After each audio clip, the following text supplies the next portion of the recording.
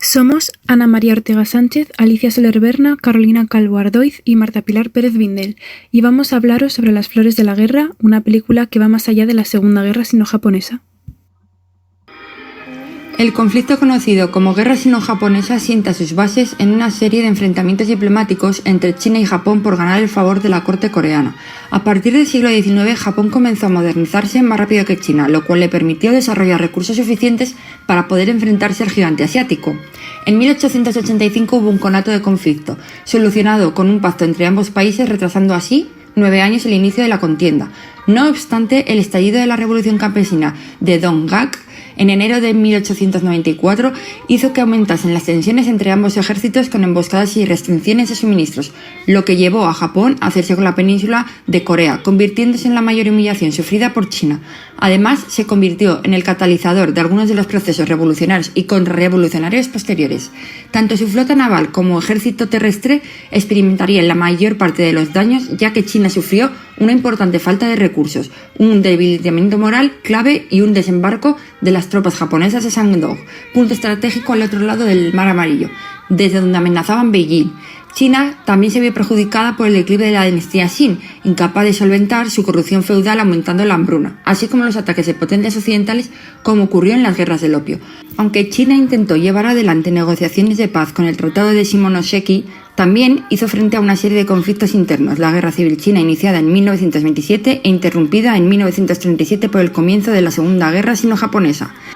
Esta es concebida como un momento crucial en la historia de Asia Oriental, ya que comprende el intento de Japón por invadir China en la era de entreguerras. Se sabe con certeza que el famoso incidente del puente de Marco Polo en 1937 fue la mecha incendiaria del inicio de la Segunda Guerra Sino-Japonesa.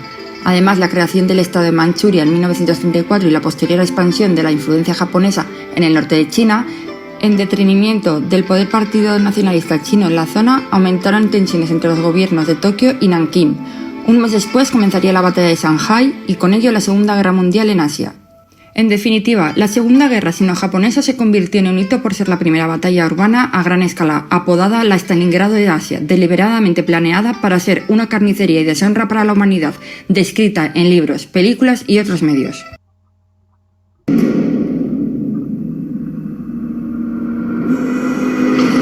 Era el 13 de diciembre de 1937.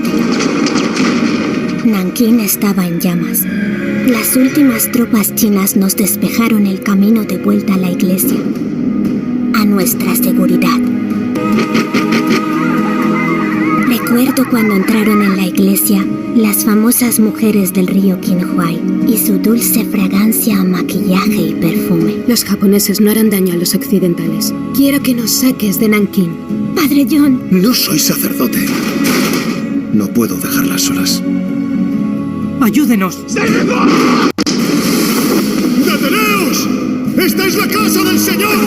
¡Sois hombres honrados! ¡Portaos de igual forma!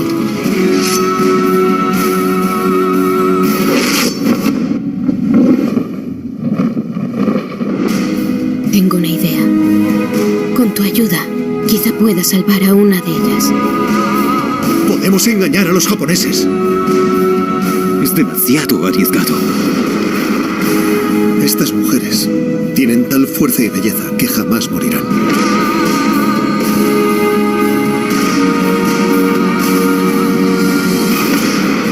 Cuando esta guerra termine, te encontraré.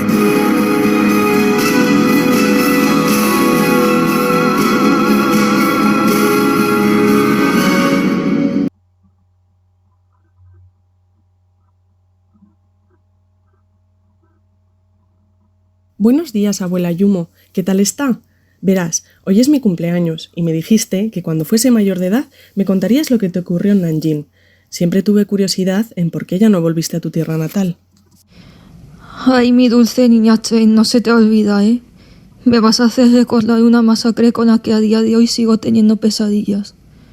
A pesar de ello, no deja de formar parte de nuestra historia. Bueno, verás, en 1937... cuando yo tendría 19 años de edad, mi madre, o sea tu bisabuela, falleció de intoxicación por el humo que corría en nuestra calle debido a que la ciudad ardía en llamas, atacada por las tropas japonesas. Mi padre y yo nos fuimos de la casa ya que no era un lugar seguro para quedarse. Pero los japoneses nos encontraron. Mi padre intentó protegerme en vano, pues ellos eran más. Lo mataron ahí mismo y a mí me llevaron a lo que luego comprendí que era un burdel. Enseguida mis nuevas compañeras de vida y yo trazamos un plan de huida desde el río Qinghua a un lugar más seguro, aunque eso casi fuese impensable. ¿Acaso había ya lugar seguro en el mundo sin cenizas ni cadáveres que cubriesen el suelo? Tras un largo tiempo andando decidimos refugiarnos en la parroquia de Santa María Magdalena, pues pensamos que al ser un recinto religioso, ahí no podían entrar a hacer de las suyas. Allí recuerdo que había niñas encantadoras que en verdad se encontraban en la misma situación que nosotras. Intentar sobrevivir como pudiesen a duras penas, pues la escasez de comida y agua se empezaba a notar, y no contaban con que encima se duplicasen las bocas que alimentar con nuestra llegada. Estábamos bajo la protección del buen padre Engelmann y el diácono Fabio, que eran los responsables del convento. A medida que íbamos conviviendo con las estudiantes, empezamos a formar una bonita amistad, que desgraciadamente nunca imaginé que fuese a ser tan efímera. El padre Engelmann estaba eufórico porque no quería que les atormentásemos con nuestras labores como prostitutas. Yo me enamoré de un cura americano que es tu abuelo. Gracias a él, las niñas lograron escapar de esa tortura. Nuestra mayor salvación. Mi querida nieta, no solo recuerdo con horror las atrocidades de la guerra y las muertes de mis seres queridos, sino también el doble sufrimiento que tuvimos que sufrir las mujeres en aquella guerra. Éramos violadas, golpeadas y asesinadas a sangre fría. ¿Sabes? 2 de mis compañeras y amigas del río Qinghua, Lan y Dou, a las que conocí en el burdel, murieron de la forma más atroz. Lan murió de un disparo en el cuello desangrada, pero Dou fue violada y asesinada tras intentar defenderse de los abusos de los japoneses, quienes la forzaron a tener relaciones sexuales uno detrás del otro. Ellas solo querían recoger unas cuerdas en el burdel para la pipa que teníamos, la cual solo tenía una cuerda, y tocar una bella canción a un joven soldado chino que estaba a punto de morir en la iglesia. Dou le había cogido mucho cariño y no quería que se marchara al más allá sin escucharla tocar. El padre John, tu abuelo, no quiso contarnos la verdad de sus muertes en su momento, pero acabó por contárnoslo porque creyó que merecíamos saber la verdad. A veces la verdad es lo último que necesitamos escuchar. ¿Y cómo conseguiste escapar de aquella guerra, abuela Yumo? No es algo que me guste recordar, pero me reconforta saber al menos que gracias a mis compañeras del río Qinghua y a mí, las estudiantes de la iglesia con las que convivimos en aquel momento, lograron ponerse a salvo con tu abuelo. Un general del ejército japonés quería que las estudiantes le acompañaran a una ceremonia por la victoria de Japón frente a China. Pero todas sabíamos que detrás de aquella invitación había algo muy oscuro que les tenían preparado. Estábamos reunidas con tu abuelo cuando George Sen, el ayudante del padre Engelmann, nos avisó de que las estudiantes iban a saltar desde el campanario. Fue entonces cuando tomamos la decisión más difícil de nuestra vida. Les prometimos que iríamos a la ceremonia en su lugar. Ellas no merecían pasar por algo así, en cambio nosotras ya estábamos acostumbradas. Como éramos 12, George Sen se ofreció a ir también maquillado y vestido como otra estudiante. Y así es como las niñas, mientras se nos llevaban los japoneses, escaparon de la ciudad con tu abuelo. Me llena de horror tener que compartir esta horrible historia contigo. Pero considero que lo que no se cuenta se olvida. Lo que se olvida parece nunca haber existido. Y esto fue muy real, mi querida Anita.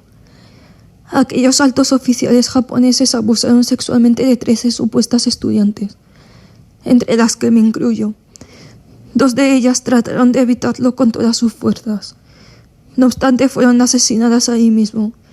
Las demás, tras haber soportado vejaciones de todo tipo para saciar su repulsiva sed, fuimos enviadas a los centros de mujeres de confort, unos burdeles creados por el ejército japonés en los que obligaban a trabajar como esclavas sexuales a las mujeres chinas.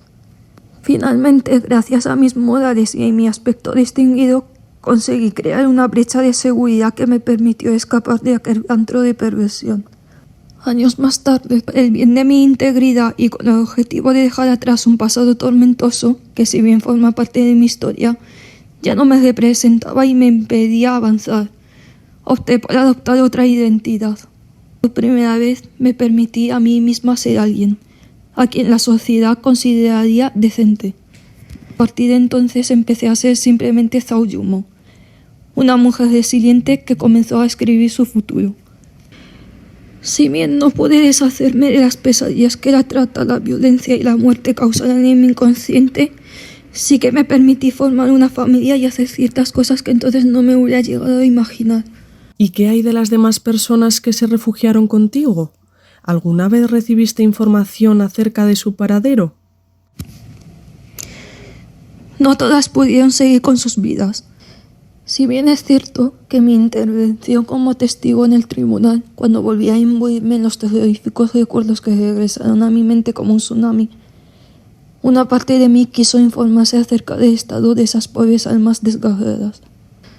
Así que durante un tiempo estuve recabando información, escuché las historias que contaban las gentes de Jiangsu, Anhui y Zhejiang, y encontré artículos de periodistas japoneses, testimonios escritos por prisioneros de guerra, fotografías tomadas por las autoridades de la zona de seguridad. En cualquier caso, en función de los estándares de la sociedad china del momento, quizá mi vida no variara tanto como la de un oficial de alto rango, pero su moral caduca y tenida por el peor y más burdo instinto, el depredador, estaba lejos de ser decente. Guau, abuela. Gracias por abrir tu corazón y recuperar esos terribles recuerdos que un día decidiste aceptar y guardar en lo más hondo de tu ser. Si me lo permites, te prometo que continuaré la labor de transmitir la valentía y el honor que tuvo mi abuela para salir de una situación tan inmoral y catastrófica como lo fue la Segunda Guerra Sino-Japonesa.